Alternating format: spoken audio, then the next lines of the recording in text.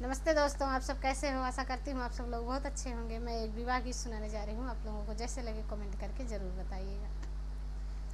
मचिया ही बैठी है रानी कौशल्या, सुन राजा बचन हमारी हो। मचिया ही बैठे हैं रानी कौशल्या, सुन राजा बचन हमारी हो। अब हिले झंख्यो राजा राम कई जाना मावा, अब झंख्यो राम कई बियाह हो।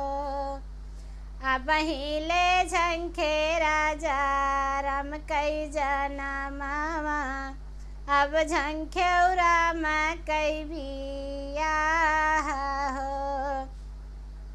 काहे के झंखबरानी राम के बियाहवा, जनक जी कई कन्या कुमारी हो। काहे के झंखबरानी राम के बियाहवा, जनक जी के कन्या कुमारी हो।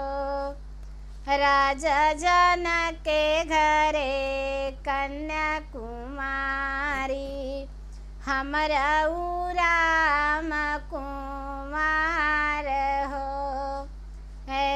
जनक के घरे रानी कन्या कुमारी, हमरा राम कुमार हो। दुई नौ के तिलक चढ़ब मोरी रानी, काहे के झंखबरम बियाह हो। दुई नौ के तिलक चढ़ब मोरी रानी, काहे के झंखबरम बियाह हो। के मोरे राम कई पगिया समाराई, के हो सजाई है बारात हो। के मोरे राम कई पगिया समाराई, के हो सजाई है बारात हो। के मोरे राम कई मौरा बेसाई हैं, बेहसत चलती बारात हो। के मोरे राम कई मौरा बेसाई, बेहसत चलई बारात हो।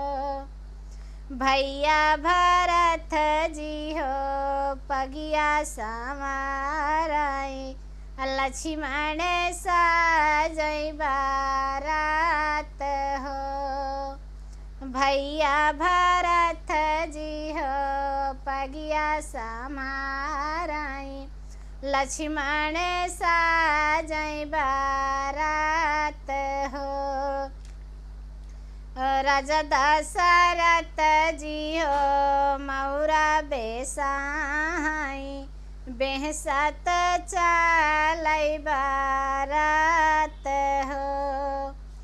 राजा दशरथ जी हो मौरा बेसाई, बेहसत चलई बारात हो। साजी बारात चले राजा दशरथ, दाएं बाएं बोलाई काग हो। साजी बारात चले राजा दशरथ, दाएं बाएं बोलाई काग हो। लक्ष्मण भैया तू हिन मोरे भैया, कागा कई बचन विचार हो।